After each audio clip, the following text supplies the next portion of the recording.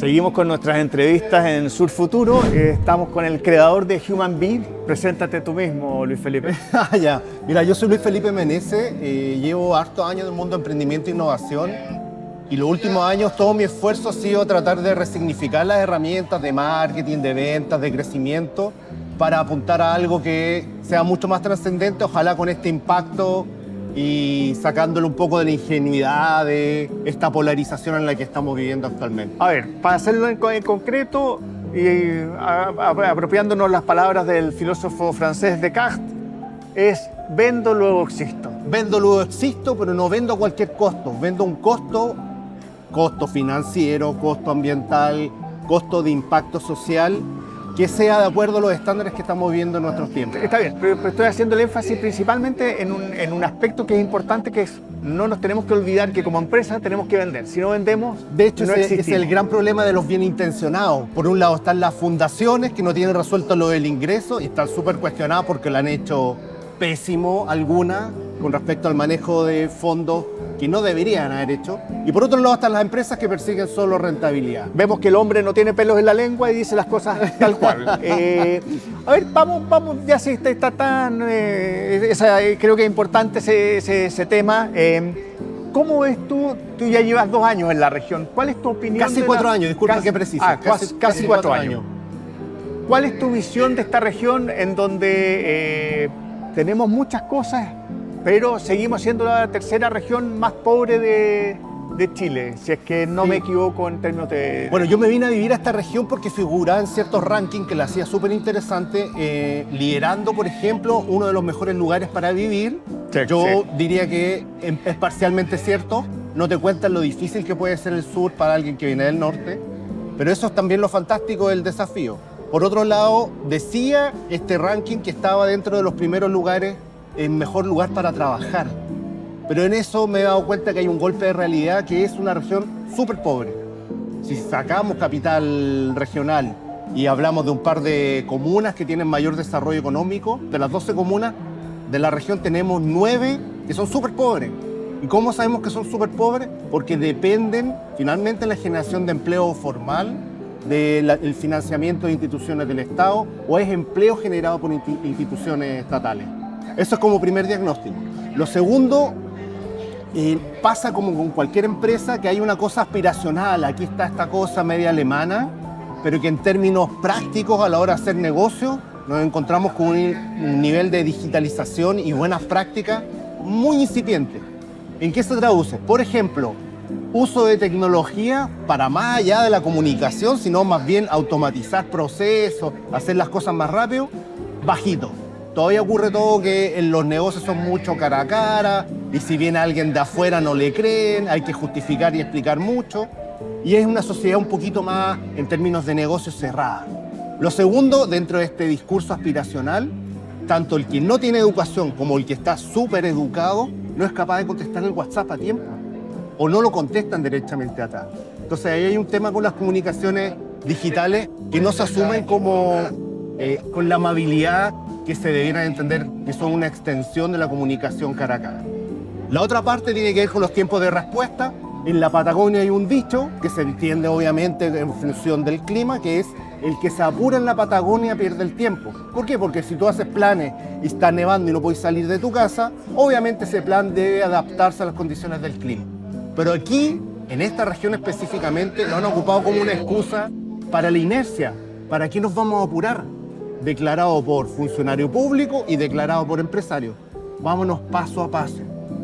¿Para qué hacerlo tan rápido? A ver, he escuchado todo ese tipo de cosas. Entonces, esta región ofrece muchas oportunidades, solamente ni siquiera acelerándose, sino cumpliendo lo que uno dice que va a hacer, contestando los mensajes y digitalizando lo básico. acá hay una crítica que me parece y en algunos aspectos puedo estar compartiendo, quizás mucho.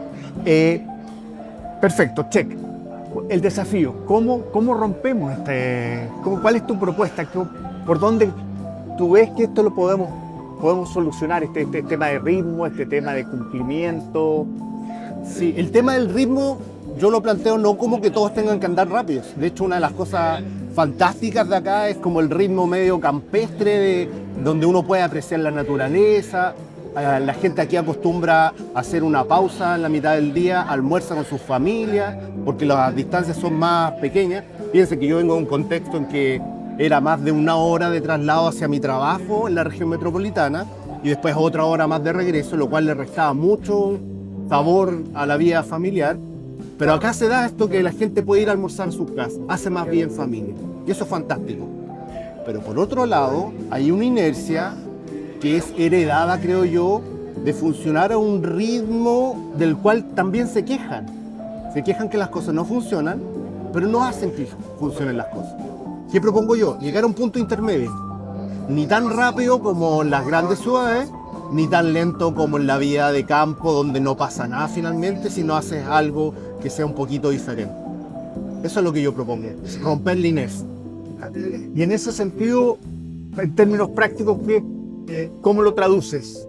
Por ejemplo, que los negocios que se estén planteando partan desde la mirada de que si no venden, no existen. Y eso es un hecho, no vivir tanto de esta mirada asistencialista, que el Estado tiene que poner dinero para cada cosa que uno quiere hacer. De repente es simplemente voluntad. Me he encontrado con buenos casos también, así como hay cosas que no me gustan mucho de esta cultura, me he encontrado que aquellos que están entendiendo que solo colaborando se puede avanzar, están dispuestos a avanzar más rápido. Y están dispuestos incluso a interceder en estas confianzas. Hay empresas que se han originado en esta región que han dado paso en ese sentido. Y en ese sentido, ¿cómo has visto el tema de la colaboración? Porque por lo menos acá en la nube Coworking lo que estamos apuntando nosotros es armar una especie de arbitraje, hablamos nosotros. Nosotros tenemos como nube Coworking tenemos la oportunidad de ver distintos empresas, no sé, siempre digo el mismo ejemplo, pero es uno que ofrece queso, otra que jamón y otro pan y otra horno. A fin de cuentas, juntarlos para que hacer el barro jarpa. ¿Cómo ves esa idea, o más que esa idea, hay una predisposición a ese tipo de cosas? Yo creo que sí. De hecho, la promesa que nunca se cumplió cuando se crearon los coworking a nivel nacional y en el mundo era que esta colaboración finalmente se tradujera en nuevos negocios. Esa promesa era una promesa, no era parte de la propuesta de valor del coworking. El coworking se desvirtuó, se transformó en el negocio inmobiliario que es en Chile y en el mundo, pero en esta región tenemos la oportunidad de recuperar ese espíritu colaborativo. Ya lo estamos haciendo, la nube lo hace. Y de hecho, que yo esté sentado aquí conversando contigo es parte de esa intención que se concreta en proyectos que se realizan en conjunto, cosas que de otra forma uno no podría acceder, recursos, capacidades intelectuales, conexiones, redes. Entonces, para mi gusto, un coworking como nube es el lugar fantástico para llegar a conectarse con el ecosistema. Y no solamente eso, sino también incluso descubrir nuevas oportunidades. Luis Felipe, para ir terminando, una invitación.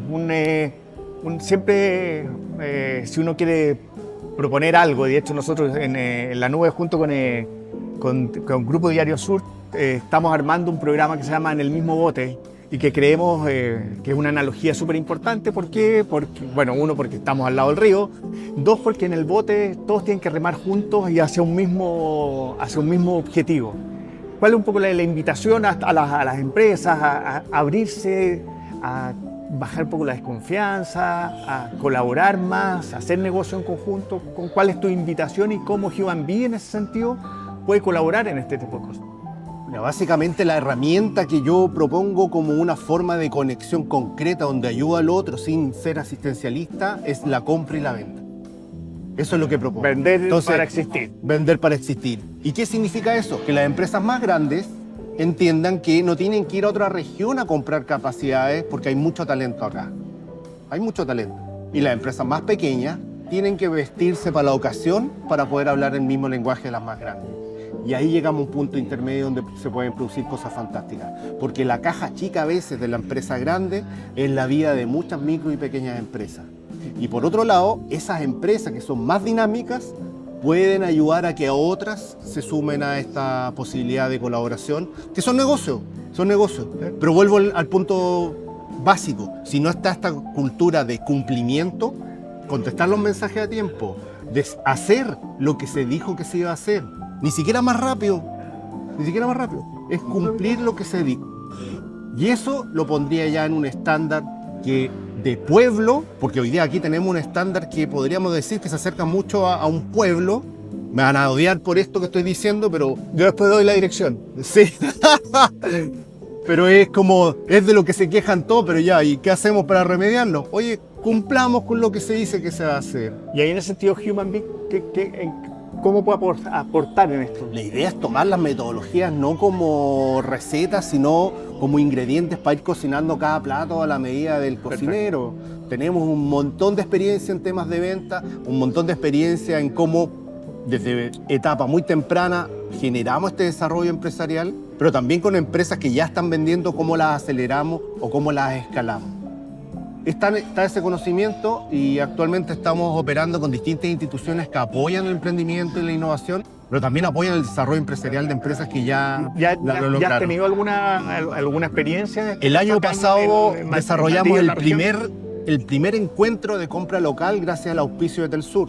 Perfecto. Telsur invitó a sus clientes más grandes para que le compraran a las más chiquititas e invitó a las empresas más chiquititas para que le vendieran a las más grandes. Perfecto. Y generamos talleres de preparación y después esto lo vinculamos también y lo articulamos con acompañamiento de INACAP con su red de mentores. Y los juntamos a conversar. Y lo más fantástico que pasó ahí fue que en un mismo salón se encontraran tanto las empresas más grandes con las más chiquititas y pudieran mirarse los ojos y entender un poco qué les preocupaba. Perfecto. Eso quedó documentado, generamos un pequeño estudio acerca de por qué es una oportunidad para la región fomentar la compra local, generamos estas capacidades para transferir técnicas a las empresas más pequeñas para que se vistan para la ocasión y las empresas más grandes que no piden requisitos ridículos, sino que modularicen el riesgo pidiendo lo justo y necesario en términos de documentación para habilitar como proveedor a la empresa más pequeña. Es una experiencia súper notable. Le podemos sumar tecnología con inteligencia artificial. Hoy en día los tiempos de desarrollo de software son más pequeñitos, entonces para lo que se necesite ya se pueden desarrollar soluciones en ciclos muy cortos. Y sumamos también el entendimiento de empresas del mundo financiero, porque la confianza, digamos que no es una condición transitiva. Que Telsur los presente no quiere decir que está transfiriendo ni avalando que todo va a ocurrir perfecto. Hay instrumentos financieros que son las garantías, por ejemplo, que se pueden utilizar como un instrumento de confianza para que las transacciones ocurran en forma y forma. Hay futuro en el sur, entonces. Hay futuro de todas maneras. Lo que pasa, tienen que atreverse a salir de esta cosa media. Hoy día las cosas ocurren con o sin lluvia, tenemos capacidades digitales y tenemos mucho talento. Muchas gracias, Luis Felipe. Espero que hayan disfrutado esta entrevista. Y si no, pueden reclamar personalmente. Yo doy la dirección. Muchas gracias. Muchas gracias.